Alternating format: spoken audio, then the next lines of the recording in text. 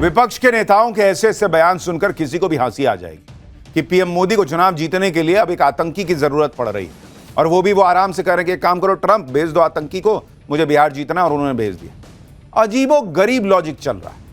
अभी हाल ही में पीएम मोदी के चेहरे पर बीजेपी दिल्ली चुनाव जीती, तो क्या किसी आतंकी को फांसी देकर जीती? क्या महाराष्ट्र में जीती, हरियाणा में जीती, लगातार तीसरी बार लोकसभा चुनाव जीती, क्या यह सब आतंकी को फांसी देकर जीती? क्या ये सब जानते हैं कि पीएम मोदी को चुनाव जीतने के लिए आतंकी का सहारा लेने की जरूरत नहीं है, काम पर वोट मिल जाता है। तिकड़म लगाने की जरूरत विपक्षी की पार्टियों को पड़ रही है, जो राज्य दर राज्य चुनाव हार रहे हैं। अगर किसी को चुनाव में चमत्कार की सबसे ज्यादा जरूरत है तो वो कांग्रेस को है, इंडी गठबंधन की अलग अलग पार्टियों को है। जो विपक्ष के नेता आज आतंकी की फांसी को चुनाव से जोड़ रहे हैं, वो शायद ये भूल गए हैं कि इस देश में आतंकियों के नाम पर कैसे कैसे राजनीति हुई। खुद को आतंकियों का हमदर्द बताने की रेस लगती थी। वोट बैंक के लिए बड़े बड़े आतंकियों के नाम के आगे जी लगाया जाता था। और क्या किसी आतंकी को फांसी देने से वोट मिल जाता है? क्या इस थ्योरी का फैक्ट चेक करके आपको बताता हूं भाई। अभी इसी 26/11 का एक आतंकी कसाब, उसको फांसी हुई थी, आपको याद होगा, कसाब को फांसी हुई थी। कसाब को फांसी कब हुई? कसाब को फांसी हुई थी जब हुई थी 21 नवंबर 2012, तब कसाब को फांसी हुई थी। यूपीए की सरकार थी उस वक्त। नवंबर 2012 से फेब 2013 के बीच, इसके बीच कसाब की फांसी के बाद 4 चुनाव हुए। 4 चुनाव हुए, और उसमें कांग्रेस, जिसके राज में कसाब को फांसी हुई थी, उस 4 में से 3 चुनाव हारी। तो अगर किसी आतंकी को फांसी दे देने भर से अगर वोट मिलने लगते तो क्यों हारी? भाई दिसंबर 2012 में गुजरात हारी, और उसके बाद त्रिपुरा और नागालैंड हारी। त्रिपुरा और नागालैंड हारी, ये 2013 में ये दोनों हारे, और ये 12 में। तो क्यों 3 चुनाव हार गए आप? अगर कसाब को फांसी देने के बाद आपको वोट क्यों नहीं मिला? पूछिए। इंडी गठबंधन की कोशिश यही है कि तहव्वुर राणा के प्रत्यर्पण का क्रेडिट कहीं से मोदी को ना मिल जाए, और इसके लिए पूरा इकोसिस्टम सक्रिय हो गया है। कांग्रेस के नेता तो बयान दे ही रहे हैं, वो नेता भी बोल रहे हैं जो पहले कांग्रेस में थे, जैसे कपिल सिब्बल कह रहे हैं कि तहव्वुर राणा को भारत लाने की बुनियाद तो यूपीए सरकार ने रखी। सुनिए कपिल सिब्बल को। यूपीए सरकार को मुबारकबाद देना चाहता हूं तो उन्होंने प्रयास करके, डिप्लोमेटिकली प्रयास करके, एनआई की इन्वेस्टिगेशन टीम भेज के, अरेस्ट वारंट इशू करके, चार्जशीट फाइल करके आगे इसको बढ़ाया। और अपनी सरकार को मैं मुबारक देना चाहता हूं कि उनके भी जो एफर्ट्स हैं उनको सक्सेस मिली, और आज तहव्वुर राणा यहां है। मतलब जिस राज्य में अभी नरेंद्र मोदी की सरकार में तहव्वुर राणा लाया गया, ट्रंप से बात हुई, उसके बाद यह सब हुआ, उन नरेंद्र मोदी को, उनकी सरकार को कोई क्रेडिट नहीं लेना चाहिए। लेकिन इनके समय में कुछ प्रयास भी हुआ था जिसका कोई रिजल्ट नहीं आया, वो क्रेडिट कांग्रेस को जरूर मिल जाना चाहिए। कांग्रेस के कुछ नेता तो तहव्वुर राणा पर सेंटिमेंटल भी होते दिख रहे हैं। पृथ्वीराज चव्हाण, जो महाराष्ट्र के मुख्यमंत्री रह चुके हैं, वो तहव्वुर राणा को इंसाफ का अधिकार देने की बात कर रहे हैं। पृथ्वीराज चव्हाण कह रहे हैं कि जैसे कसाब को वकील दिया गया था, वैसे ही राणा को भी वकील मिले और पूरे लीगल प्रोसेस के साथ उसे सजा दी जाए। भारत में कंगारू कोर्ट नहीं चलेगा। सुनिए पृथ्वीराज चव्हाण को। हमारी मांग है कि जिस तरह से अजमल कसाब के खिलाफ पूरे भारत के कानून के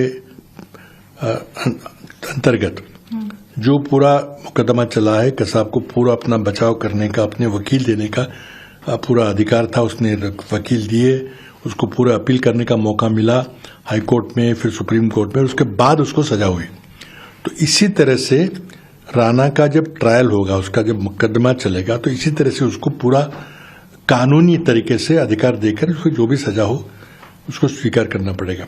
हमारे देश में कंगारू कोर्ट नहीं चलेगा। कांग्रेस के नेता का बयान सुनिए, ऐसा लग रहा कि कहीं तहव्वुर राणा निर्दोष ना हो, उसको गलत तरीके से फांसी वासी ना हो जाए।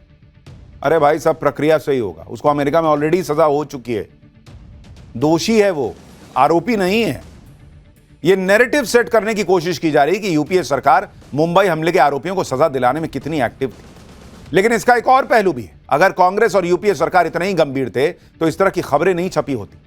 2008 में मुंबई हमले के बाद एक खबर छपी थी जिसमें कहा गया था कि मुंबई अटैक के दौरान राहुल गांधी दिल्ली में पार्टी कर रहे थे। यह खबर एक प्रतिष्ठित अखबार में छपी थी। अब आप सोचिए कि कांग्रेस देश की सुरक्षा और आतंकवाद के मुद्दे पर कितनी गंभीर थी। कोई कन्हैया कुमार से पूछे, लाज आती है कि नहीं ऐसे रिपोर्ट्स देखकर।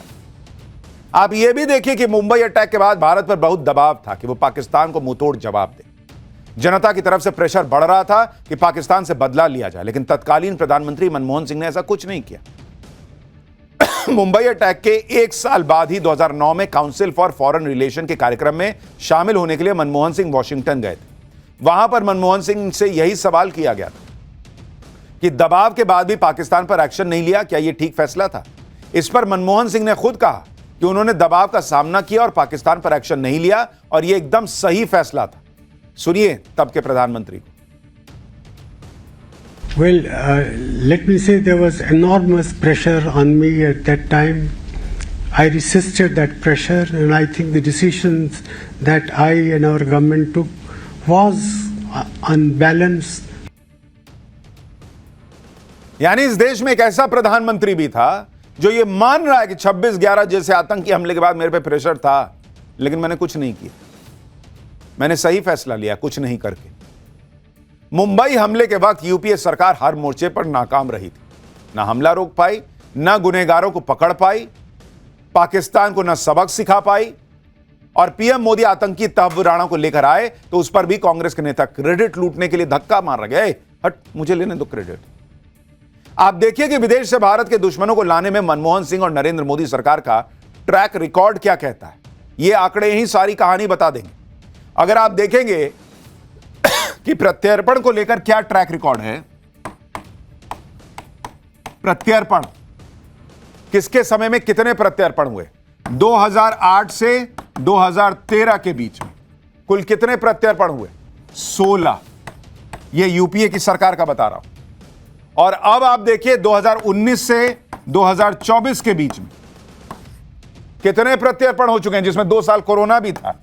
23 प्रत्यर्पण हो चुके हैं अपराधियों के। यह फर्क है दोनों सरकारों के बीच। तहव्वुर राणा की बात करते हुए विपक्ष के नेता यह भी पूछ रहे हैं कि विजय माल्या, नीरव मोदी, ललित मोदी और लॉरेंस बिश्नोई के गैंग से जुड़े गैंगस्टर को मोदी सरकार कब लाएगी। मैं आपको बताता हूं कि कौन कौन से बड़े अपराधी हैं जिनके प्रत्यर्पण की प्रक्रिया चल रही है।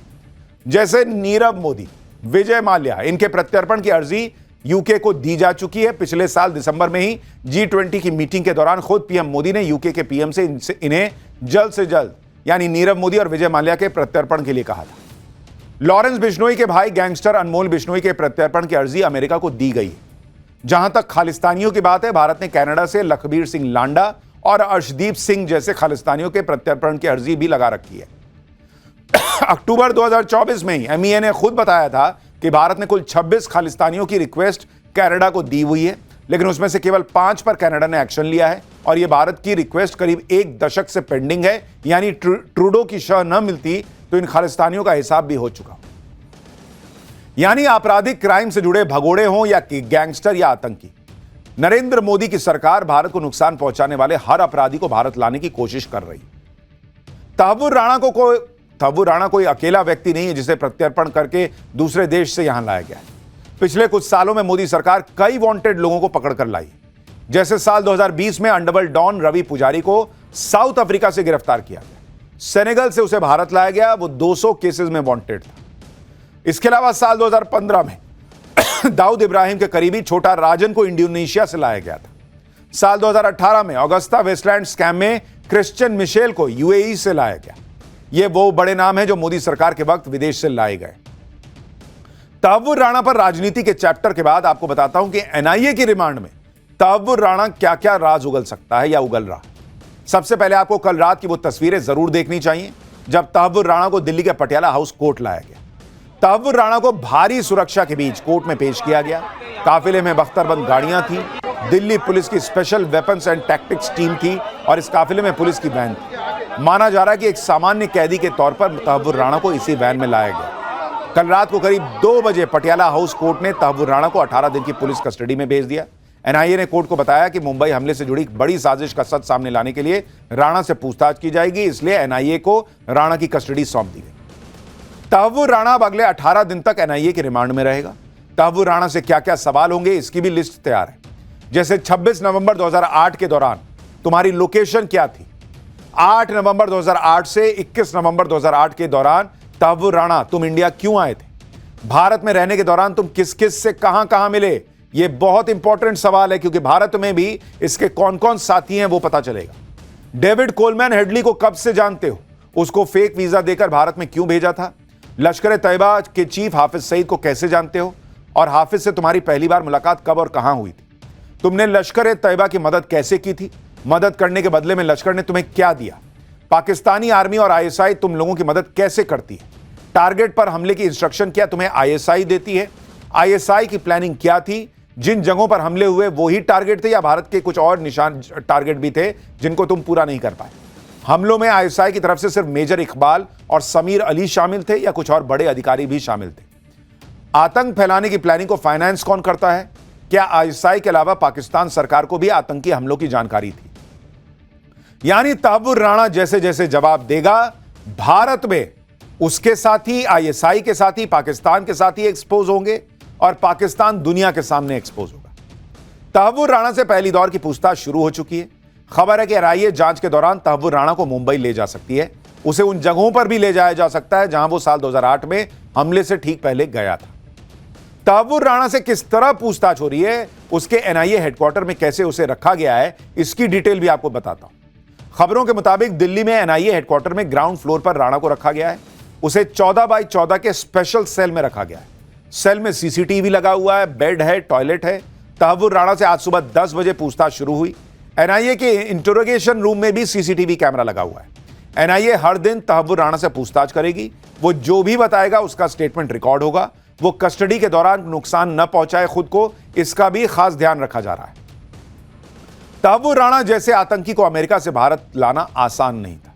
इसमें कई खतरे थे क्योंकि तहव्वुर राणा वो आतंकी है जो पाकिस्तान के सारे राज खोल सकता है, इसलिए उसकी जान को बड़ा खतरा था। तहव्वुर राणा को सुरक्षित अमेरिका से लाने के लिए top secret mission operation Rana चलाया गया। राणा को अमेरिका से लाने के लिए स्पेशल टीम भेजी गई। इस टीम में एनआईए के अधिकारी और एनएसजी कमांडोज थे। राणा को एक स्पेशल एयरक्राफ्ट में लाया गया।